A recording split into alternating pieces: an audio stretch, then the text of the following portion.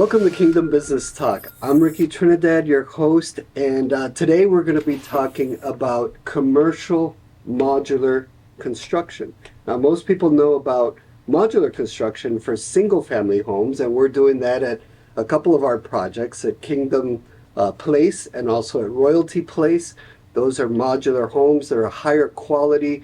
They get produced faster, and I've had some videos about that. But today, we're going to talk about specifically commercial modular construction. A lot of people don't know that a lot of commercial buildings, multifamily buildings, hotels are built with modular technologies. They're actually modular construction. They're also better, faster, more efficient buildings.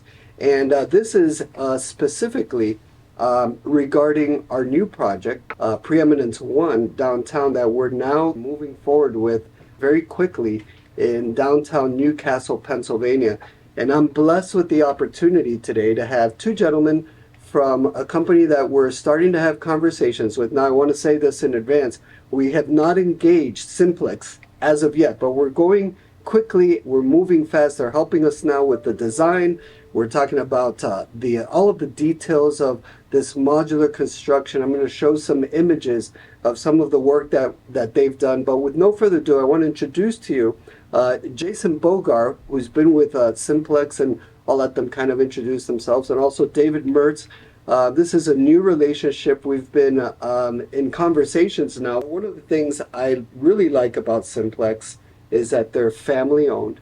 They really focus on commercial development. Jason, why don't you give us a quick introduction just about yourself? How long have you been at Simplex? What is your background in modular construction? And Dave, maybe afterwards you can tell us a little bit about the history of Simplex, Sure. some of the great projects that you guys have done together. Yeah, so I've been in the modular industry for 20 years now, and I've been at Simplex for almost 10 years. I've worked in the residential side of the modular industry, and been a part of close to over 300 residential single-family home builds. So this is not going to be your first project. No. Even though it's single family, it's very similar, the process, right? Right. Of modular construction, single family versus Well, and Jason was multifamily. involved in our multifamily division for a period of time until we had to pull him back into our residential division because we needed some help. But he's been involved in a project that we're currently doing in Lewisburg, Pennsylvania, for Bucknell University. But tell us your passion, why you like modular construction, and why you're working in this industry with Simplex. Well, I grew up in the new construction industry. My family owned a conventionally built new construction company. Work with a good core group of people in the modular manufacturing facility, and building a house in the form of modular boxes in a controlled environment. I really felt that this was going to be a new way to build both residential houses and larger scale projects and commercial buildings. And I agree, and we found the same thing. You know, when we started looking into modular construction, and I've been looking into it over 20 years now, and just most of the projects I've done, or actually all of them, have been stick built. So we've done all kinds of different construction methods, but I've always had a passion for modular construction for the same reason that you just mentioned: the higher quality, the efficiencies. We found the same thing in your background, growing up, you know, in the construction environment, but stick building. You saw the difference in modular and the benefits of that, and so you transitioned into that. Yeah. So that's a good segue into you, Dave. I'd like to introduce you and speak a little bit about Simplex, Sure. the company, and your experiences there. Now, you've only been there for a couple days. 25 years. 25 years. years times 365, whatever that is. So that's a lot of days. Yeah. So obviously you like the company. You Yeah. enjoy working with Yeah, Simplex. and you know, Simplex has been in business since 1971. We just had our 53rd anniversary on April 28th. We had Wow. a public open house at our plant. So we enjoyed that. But as you said, Ricky, the thing that I always liked about Simplex is they are privately owned, and we're second generation ownership, and the company's never been owned by anybody else. In our industry, that's not extremely common, and we're recognized as one of the leaders in the industry. Our ownership helped develop the Modular Home Builders Association years ago, and we're really vested in the building world. What is interesting is in our history, and we're talking about multifamily and individual single family house, is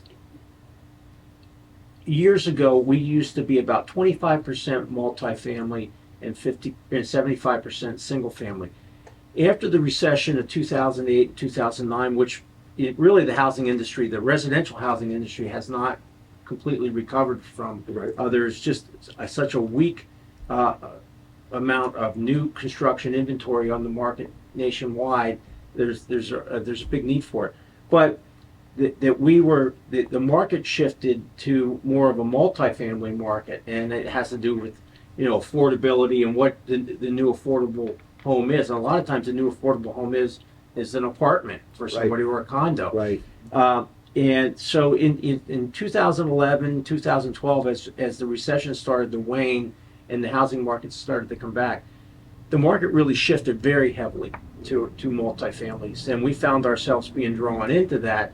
And for a few years, I'd say from 2013, 2014, up until the pandemic, we were about 75% multifamily and 25% single family house. Now it's kind of it's leveled out to about 50-50. Well, it's great that you mentioned that, because some of the buildings that you've built, and I'm putting some up online so that you can see, these are really cool buildings. You've done universities. Yep. You've done multifamily mixed use. I saw a hotel that you've done. Tell us a little bit about, because we're talking about the Preeminence project. Mm-hmm. Now, those of you that are not familiar with Preeminence 1, this is the first part of a development that we're calling Preeminence in downtown Newcastle that is really going to be a catalyst that will revitalize and revolutionize downtown Newcastle, Pennsylvania.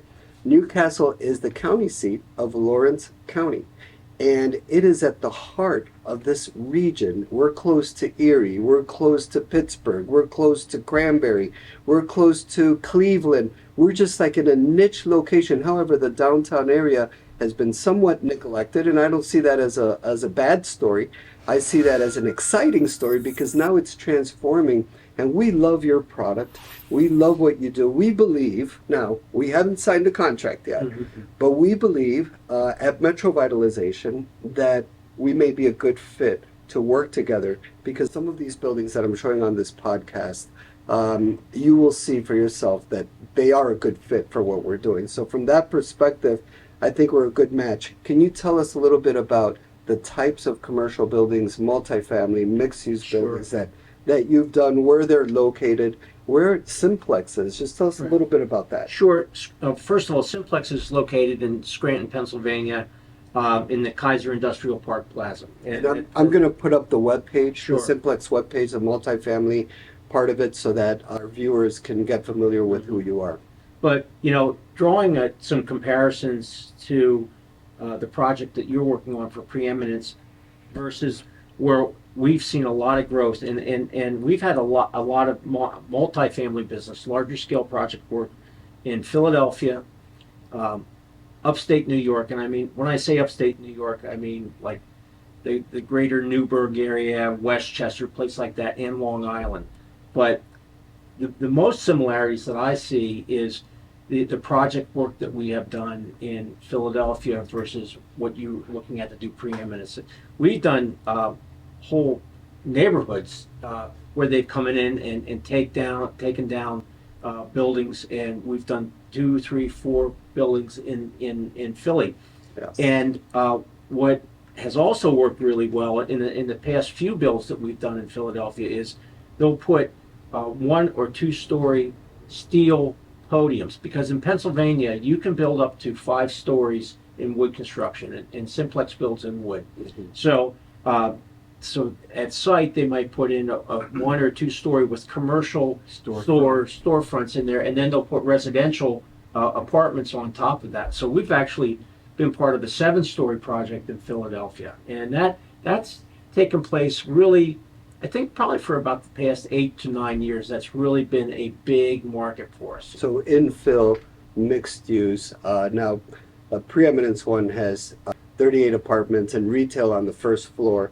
That's not too big for you. I've No. seen some of your projects have 200, 300 units. One of the things, now this is Kingdom Business Talk, this podcast, and the reason it's Kingdom is because, we're spiritually focused. So we look at enhancing the area both aesthetically, economically, physically, but also spiritually.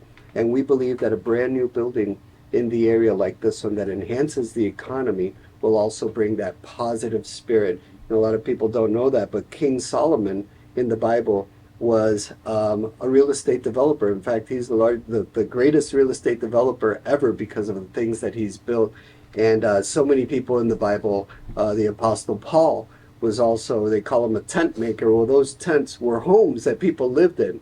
And right now we're very close knitted with a church in our community, Jubilee Ministries International, that has a passion for bringing in a university into the Newcastle area.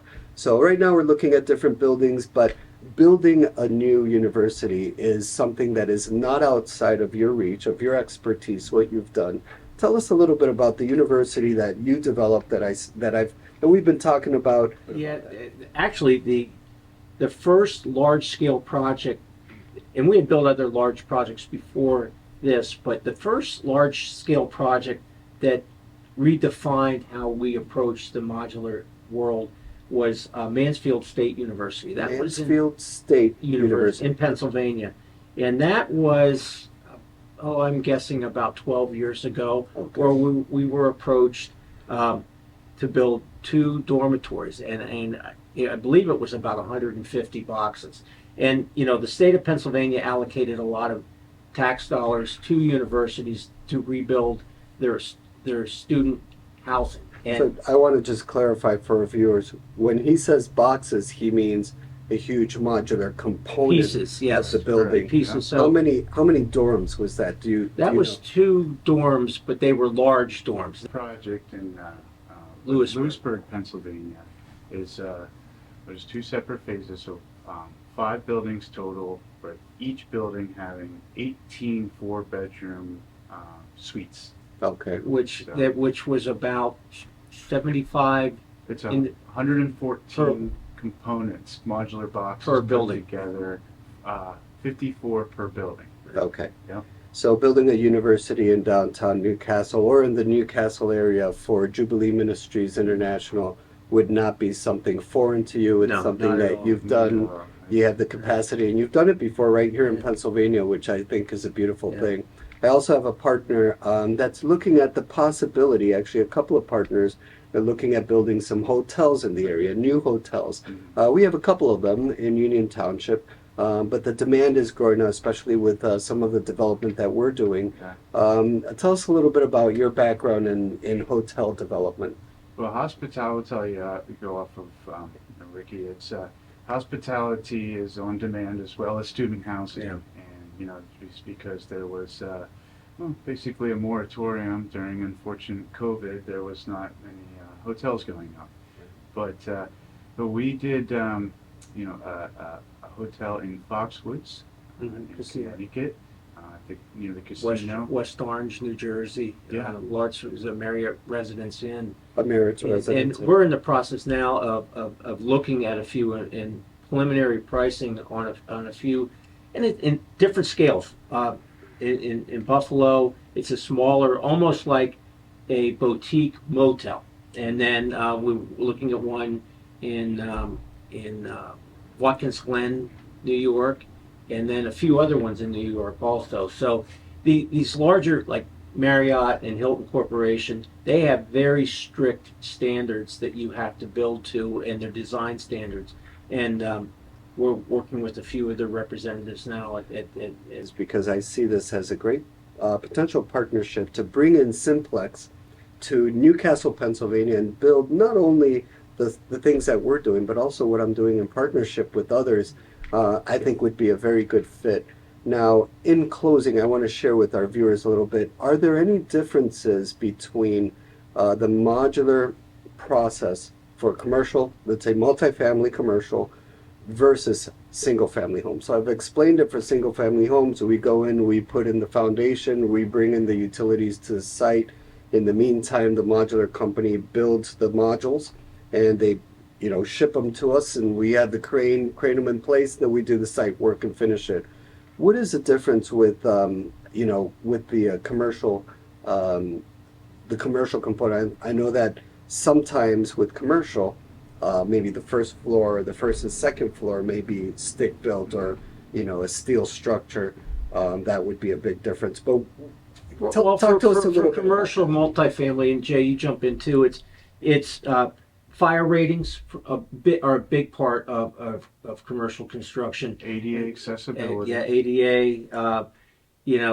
Stair towers or elevator shafts, things like that. They have to go in first, right? Yep. And I think there's a few differences, but the process is still the same. What I like about it, though, that is the same. Like, let's say, for example, with the Preeminence 1 building, when those modules arrive and they're installed, the kitchens are there. Yeah. And I'm going to show some of your interior finishes for other projects that you've done.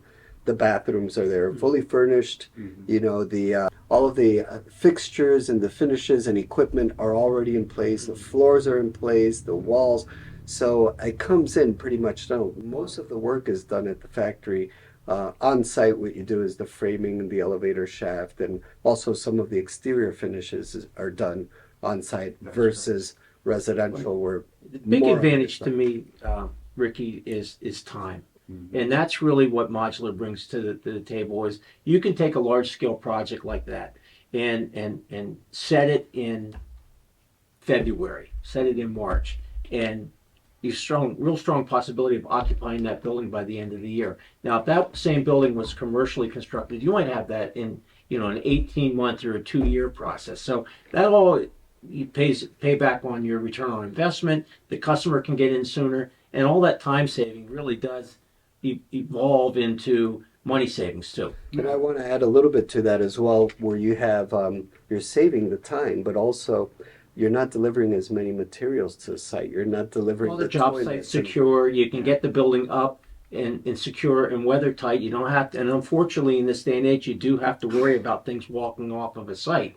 And so you don't have material there that's exposed unfortunately for somebody to steal. And in the cities, that's where there's a huge advantage to the developers that they can get that building in and secured and protect it from the elements and anything else. And would you say the quality is enhanced because it's mostly done at the factory as well? Yeah, and it's all inspected at the factory as well. Wow. So, you have, our internal quality control department, but we also have a third party that's coming and inspecting the building to ensure that it's built to the industry standards and as well as the adapted code and the approved plans by our.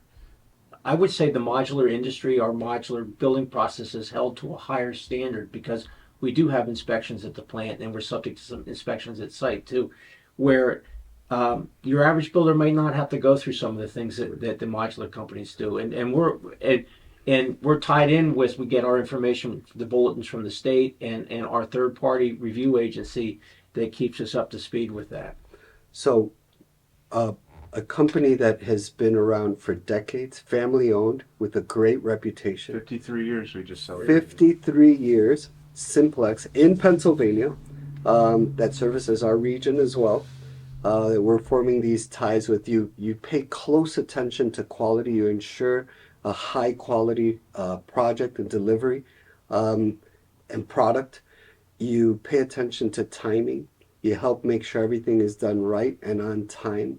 And what a blessing it is. I find it to be a blessing for us to be sitting here together talking about the Preeminence 1 building and really planning that together. And I believe that and you will be hearing more from Jason and David and Simplex as we build this relationship. It's a very exciting time for us and for Newcastle, Pennsylvania. I want to thank you, gentlemen, for joining us today on this podcast, and I look forward to working with you. And I invite all of you to continue and come back again next Thursday as we bring you new guests, updates on our projects here at Metrovitalization, and great things that we're doing, updates on the projects that we're doing downtown, the Royalty Camping, the Royalty Place, the Kingdom Place development, and so many other exciting things we're going to bring to you, as well as what other people are doing in our community, other businessmen and women and people in education that we're going to bring to you so that you can